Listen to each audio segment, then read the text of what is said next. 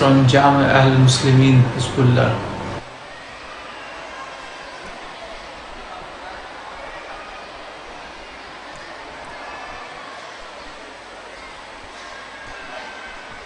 Respected guests and participants, ladies and gentlemen, it's an honor for me to participate in this august forum. Let me first apologize as I could not physically participate due to some pressing engagements in Jakarta. We have a parliamentary delegation from Pakistan which is due to depart this morning to Bali to participate in the IPU conference. So thank you for understanding and giving me the opportunity to say these few words in this video message. I am really fascinated by the theme of the conference, which is strengthening brotherhood and the economy of the Ummah towards the liberation of Al-Aqsa Mosque through the moment of Ramadan. Under this broad theme, so many important sub-themes which are so relevant today are also being discussed.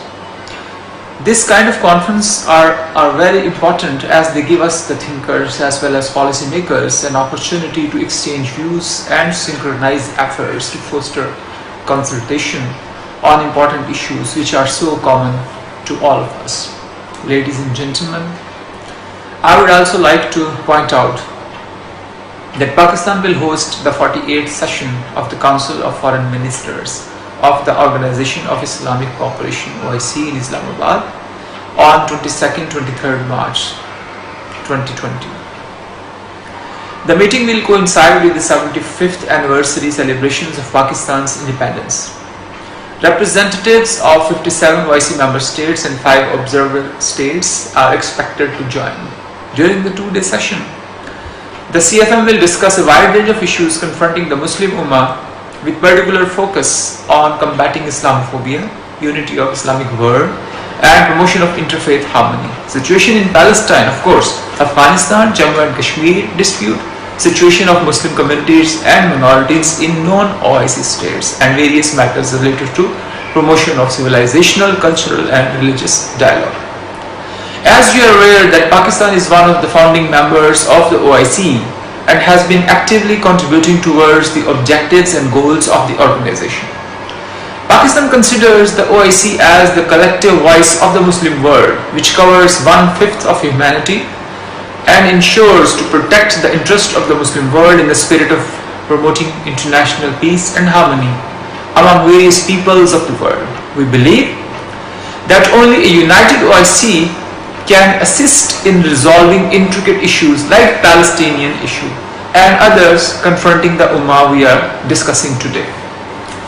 Islamophobia is one of them, which is pernicious phenomenon which has emerged and need to be combated collectively, especially in the aftermath of 9/11 terrorist attack. Terrorism has been associated with Islam by some quarters. This has increased the tendency of right-wing, xenophobic and violent nationalist, extremist and terrorist groups to target Muslims.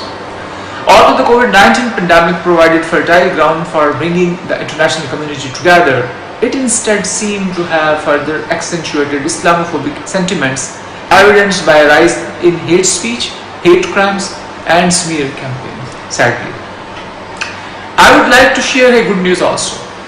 Recently, the UN General Assembly has adopted by consensus a resolution declaring March 15 as International Day to combat Islamophobia.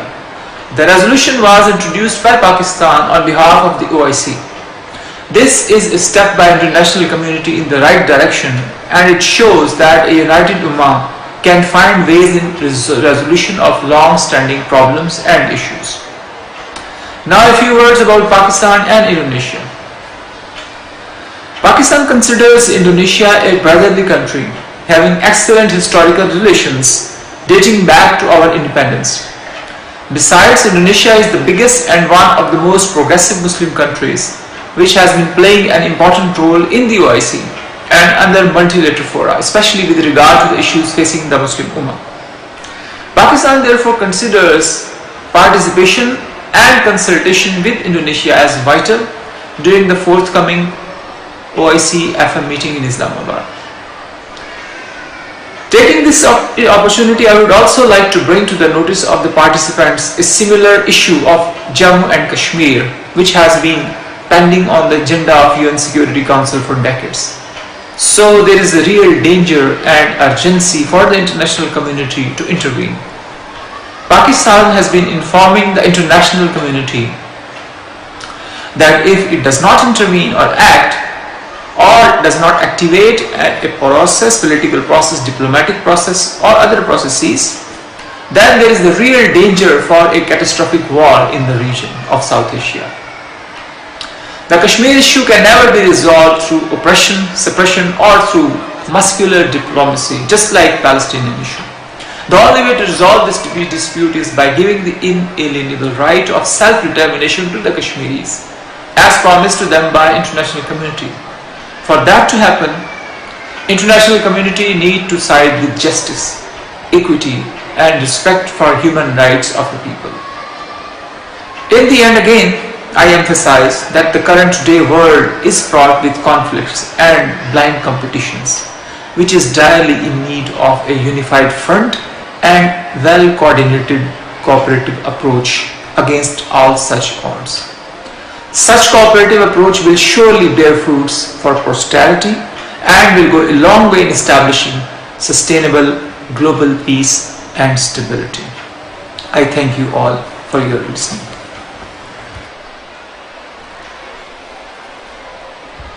Ya, mohon izin para ikhwan semuanya untuk menerjemahkan apa yang disampaikan oleh Mr. Faisal Fayaz.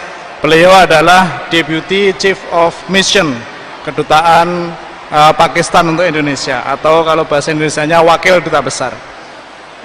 Mohon maaf, saya tidak bisa datang kepada acara tablik akbar ini karena saya harus memimpin delegasi ke Bali setelah Bapak Duta Besar pergi ke Bali terlebih dahulu. Misi delegasi Pakistan ke Bali adalah untuk juga membahas peningkatan dan kerjasama ekonomi antara negara-negara G20, khususnya adalah yang anggotanya negara-negara muslim. Kami punya tim khusus untuk membahas ekonomi, peluang-peluang dan membuka penjajakan dan kerjasama antara negara-negara G20 dalam meningkatkan kemakmuran masyarakat yang tidak lain adalah umat Islam. Kita punya Organisasi Kerjasama Islam atau OKI yang harus dioptimalkan perannya. Indonesia dan Pakistan adalah negara anggota OKI yang memiliki jumlah populasi muslim yang terbanyak. Saya ingin sampaikan ada 3 isu utama yang perlu diatasi dengan segera. Yang pertama adalah tentang peningkatan ekonomi. Saat ini kita semua sedang berjuang untuk bisa meningkatkan kesejahteraan dan ekonomi negara kita masing-masing. Terlebih dari saat ini kita masih menghadapi era pandemi karena COVID-19. Jadi segala peluang untuk bisa dioptimalkan baik dalam pertemuan-pertemuan regional maupun internasional untuk meningkatkan ekonomi kita semua perlu laksanakan. Yang kedua adalah dengan mengatasi Islamofobia. Hal yang kedua, isu kedua adalah Islamofobia. Saat ini stigma negatif yang dimiliki oleh masyarakat internasional tentang Islam masih ada, sehingga umat muslim di negeri-negeri minoritas masih mengalami pelecehan, perampasan hak-hak, dan tidak jarang terjadi pelanggaran HAM, bahkan peperangan dan pembunuhan seperti yang terjadi di Rohingya, Uighur, dan juga di Kashmir. Kasus pelanggaran jilbab di India, yaitu di Provinsi Karnataka, yang pemerintahnya melarang siswa dan mahasiswa mengenakan jilbab adalah salah satu contoh nyata dari Islamofobia yang saat ini harus kita atasi dengan segera. Dan kita harus juga perjuangkan hak-hak mereka di forum-forum internasional yang kita bisa ikuti. Dan yang tidak kalah penting, contoh Islamofobia yang saat ini kita perjuangkan bersama antara Indonesia dan Pakistan adalah nasib Kashmir dan Palestina. Kashmir dan Palestina memiliki nasib yang sama, yaitu sudah puluhan tahun menderita, puluhan tahun mengalami penjajahan, pendudukan, perampasan tanah, perampasan hak-hak milik, dan lain sebagainya, sampai pada pembunuhan. Itu semua harus kita atasi dengan segera.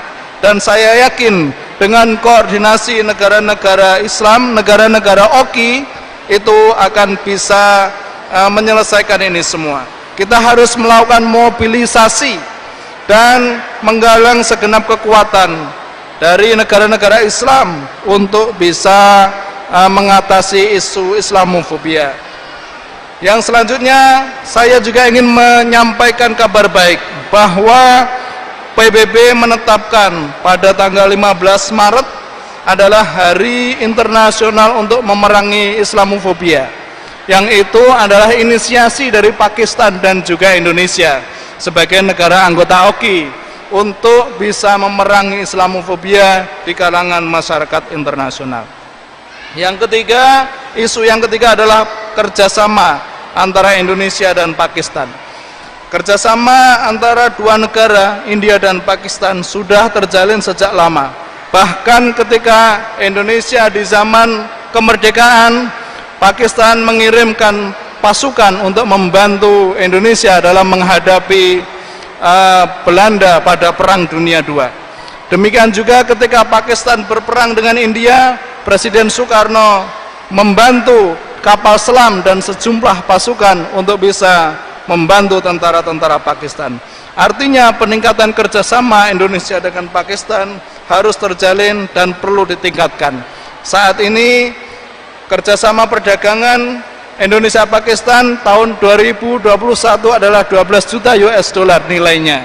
Dan ini perlu ditingkatkan karena tidak hanya kerjasama perdagangan, tetapi juga kerjasama di bidang pendidikan, budaya, dan lain sebagainya. Saya kira tiga hal itu yang perlu kita bicarakan dan kita atasi segera. Semoga kita semua umat Islam Indonesia dan Pakistan bisa menjadi pelopor dalam mengatasi permasalahan-permasalahan dunia. Sekian, Assalamualaikum warahmatullahi wabarakatuh.